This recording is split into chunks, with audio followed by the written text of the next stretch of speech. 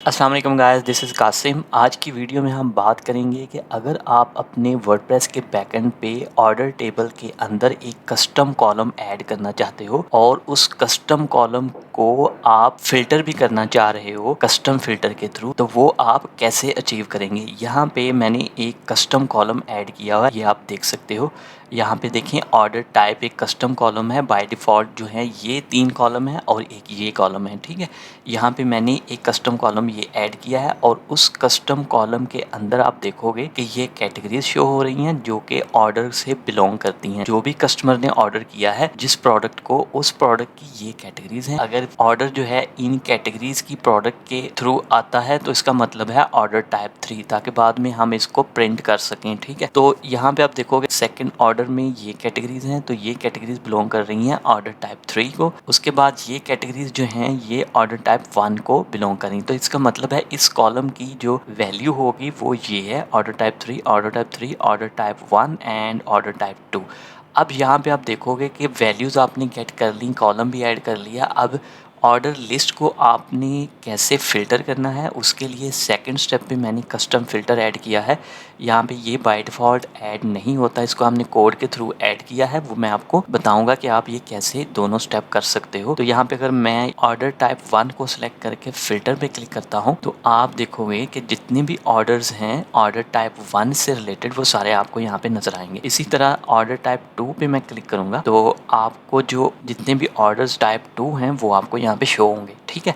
अब ये सारा काम मैंने लोकल होस्ट पे किया हुआ है, ठीक है। तो इसको हमने एक लाइव वेबसाइट पे ये वाला सारा काम करना है। तो सारा कोड जो है ऑलरेडी मैंने लिखा हुआ है, तो वहाँ से हम कोड कॉपी करेंगे। साथ में आपको गाइड करता जाऊँगा कि वो कोड क्या कर रहा है और मतलब ऑर्डर टाइप के लिए क्या कोड है। और अगर यहाँ पे आपने वैल्यूज़ शो करवानी है, कैटेगरी शो करवानी है, या फिर आपके केस में अगर डिफरेंट वैल्यूज़ यहाँ पे आप शो करवाना चाह रहे हो तो वो आप सिमिलर तरीके से कैसे उसको गेट कर सकते हैं और यहाँ पे शो करवा सकते हैं।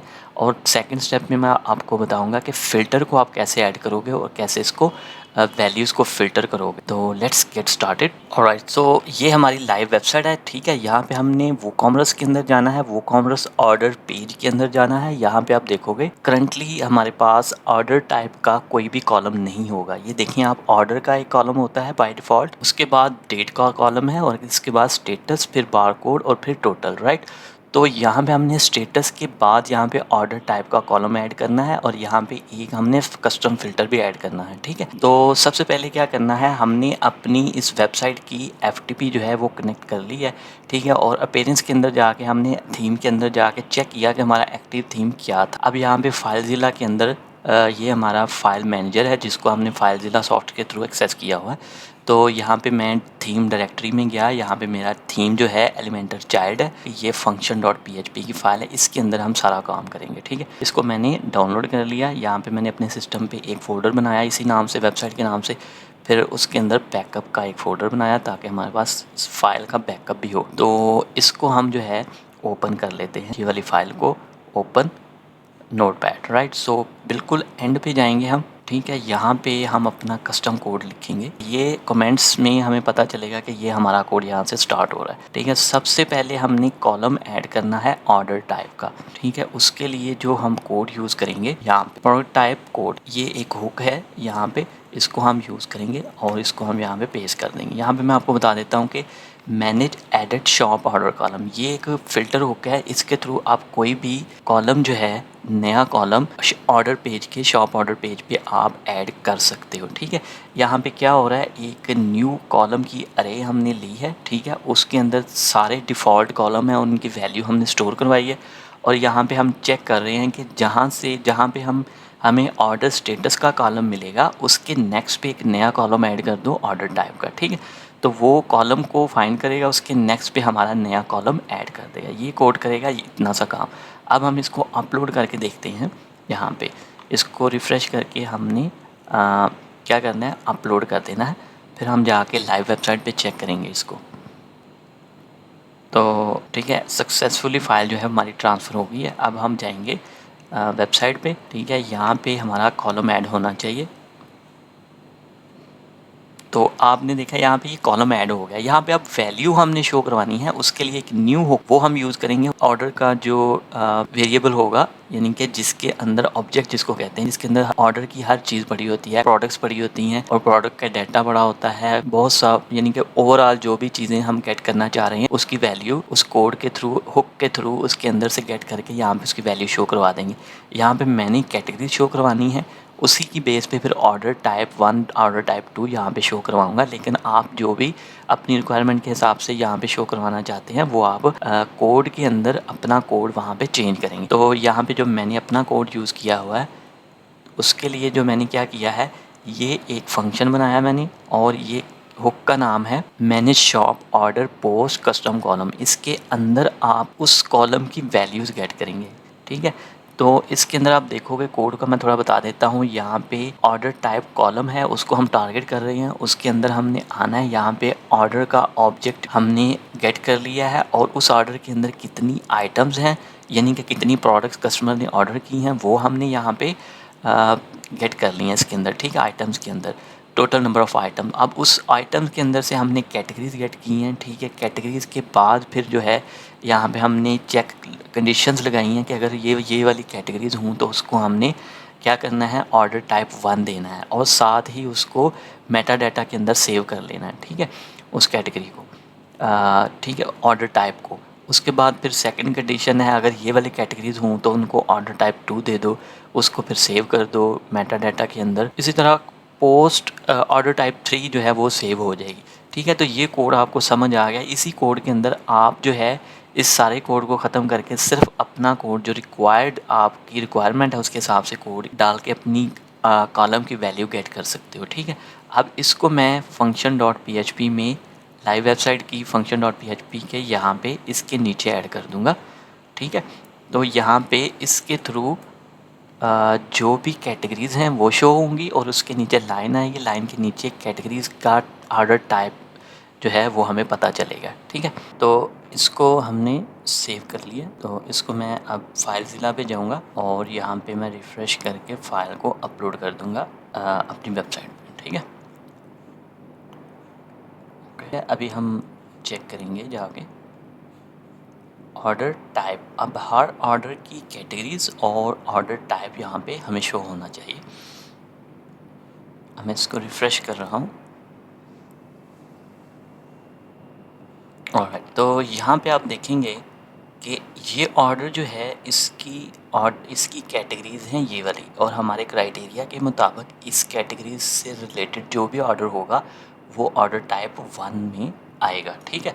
और ये जो है यहाँ पे ऑर्डर टाइप 2 आएगा और order type 1, and similarly her orders की कैटेगरीज और ऑर्डर टाइप यहाँ पे हमें शो हो रहा है, ठीक है। हमने नेक्स्ट स्टेप पे यहाँ पे एक कस्टम फ़िल्टर ऐड करना है। उसके लिए वापस हम जाएंगे अपने लोकल होस्ट की फंक्शन डॉट PHP की फ़ाइल के अंदर, और ये हमने कॉपी कर लिया। अब यहाँ पे जो ये वाली हुक है, इस हुक को हम यूज़ करते हैं कोई कस्टम फ़िल्टर वगैरह ऐड करने के लिए। और यहाँ पे ये देखें, ये हमारा फंक्शन है और ये एक्शन हुक है, ठीक है। इसके अंदर टाइप नो का ग्लोबल वेरिएबल है जो कि कस्टम पोस्ट टाइप जो है वो उसके अंदर जितनी कस्टम पोस्ट टाइप होती हैं उन सब का डाटा इसके अंदर होता है, ठीक है। यहाँ पे हम कंपेयर करेंगे कि हमने जहाँ चेंजेस करनी है वो अगर ऑर्डर पेज है, शॉप ऑर्डर पेज है, तो उसके बाद फिर यहाँ पे हम एक अरे बना रहे हैं ड्रॉप डाउन की, ठीक है। उसके अंदर ऑर्डर टाइप 1 और 2 और 3 ड्रॉप डाउन में शो होंगे, ठीक है। उसके बाद यहाँ पे हमने एक वैल्यू सेलेक्ट कर ली है कि अगर हमने फ़िल्टर किया हुआ है तो उसको हम सिलेक्टेड कर लेंगे। ऑर्डर टाइप 1 सेलेक्ट किया है तो वो सिलेक्टेड हो जाएगा। अगर 2 ड्रॉप डाउन सेलेक्ट करेंगे तो 2 वाली वैल्यू सिलेक्टेड हो जाएगी, ठीक है। इस तरह ये ऑप्शन है, ऑप्शन के अंदर ये हमने फंक्शन सिलेक्टेड के थ्रू हमने इसके ये वेरिएबल है, इसके अंदर हमें पता चलेगा कि अगर एडमिन ने वैल्यू सेलेक्ट की हुई है तो वो वहाँ पे सिलेक्टेड आएगा, अगर नहीं है तो फिर एम्प्टी होगा, ठीक है। तो यहाँ पे फॉर ईच लूप लगा के हमने ये सारा काम ऑप्शंस के अंदर चेक कर लिया कि कौन सा वाला जो है वो सिलेक्टेड होगा और कौन सा नहीं। ये हम कोड कॉपी करेंगे तो ये क्या करेगा, एक न्यू कस्टम फ़िल्टर और एक ड्रॉप डाउन ऐड कर देगा इन वैल्यूज़ के साथ। अभी हम वापस जाएंगे, इसको कॉपी करके लाइव वेबसाइट के फंक्शन डॉट PHP के एंड पे जाके हम यहाँ पे इसको ऐड कर देंगे। अब इसको हम अपलोड करेंगे लाइव साइट पे। ऑलराइट, तो फाइल हमारी अपलोड हो चुकी है। वापस जाके हमने एक दफ़ा, अब यहाँ पे आप देखेंगे कि एक नया फ़िल्टर ऐड होगा। इसको रिफ़्रेश करेंगे तो यहाँ पे आप देखेंगे कि ऑल ऑर्डर टाइप्स, तो ये 3 ऑर्डर टाइप्स हमारे पास आ गए हैं। अभी करंटली जो है इसको मैं ऑर्डर टाइप 1 करके यहाँ पे फ़िल्टर पे क्लिक करूँगा तो कुछ भी यहाँ पे हमें ऑर्डर फ़िल्टर नहीं होंगे इससे, क्योंकि अभी हमने एक और स्टेप करना है। अभी सिर्फ हमने ये जो है ये ड्रॉप डाउन ऐड किया है और ये वैल्यूज़ ऐड की हैं, ठीक है। और यहाँ पे अगर आप मैं इसको इंस्पेक्ट करके दिखाऊँ आपको, तो यहाँ पे आप देखेंगे कि हमने पहले वाला जो वैल्यू थी वो सिलेक्ट करके फ़िल्टर पे क्लिक किया था, तो यहाँ पे पहले वाला सिलेक्टेड हो चुका है और साथ ये देखें यहाँ पे सिलेक्टेड आ रहा है। अगर पेज रिफ़्रेश भी करेंगे तो ये सिलेक्टेड ही रहेगा। अगर इसको हम ऑल पे करके दोबारा फ़िल्टर करेंगे तो ये अनसिलेक्टेड हो जाएगा। इसी तरह तीसरे पे क्लिक करेंगे तो ये वाला सिलेक्टेड हो जाएगा। अब इसके सिलेक्टेड पे हमने वैल्यू फ़िल्टर करनी है, यानी कि वो ऑर्डर फ़िल्टर करनी है वो जो ऑर्डर टाइप 3 से रिलेट कर रहे हैं, ठीक है। उसके लिए यहाँ पे हमने वापस जाना है लोकल होस्ट की function.php के, जहाँ पे ऑलरेडी कोड किया हुआ है हमने। अब ये वाली जो ये फ़िल्टर एक्शन हुक हम यूज़ करें प्री गेट पोस्ट, ये इस एक्शन हुक का काम ये है कि कोई भी मेन क्यूरी के अंदर अगर आप मॉडिफिकेशन करना चाहते हो, यानी कि उसको मेन क्यूरी को एग्जीक्यूट होने से पहले अगर कुछ चेंजिंग करनी है तो आप ये वाली हुक यूज़ करोगे, ठीक है।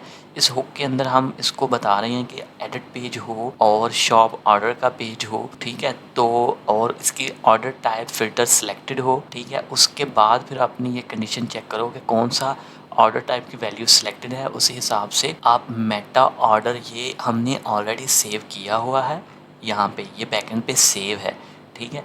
तो जो भी वैल्यू हम सिलेक्ट करेंगे ड्रॉप डाउन से उसका मेटा डाटा डेटाबेस से गेट होगा और फिर उससे रिलेटेड जो भी ऑर्डर्स होंगे वो जो हैं वो फ़िल्टर हो जाएंगे। किस तरह फ़िल्टर होंगे ये हमने बताया हुआ है। क्यूरी सेट कर दो मेटा की, अगर ये सेट हो और उसके बाद उसकी मेटा वैल्यू ये वाली हो, ठीक है।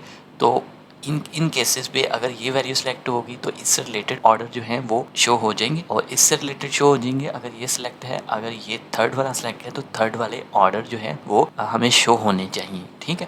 तो इसको मैं कॉपी करके वापस दूसरे लाइव साइट के function.php के अंदर जाऊंगा और यहाँ पे पेस्ट करके इसको अपलोड करेंगे फाइलज़िला के सॉफ्टवेयर के थ्रू,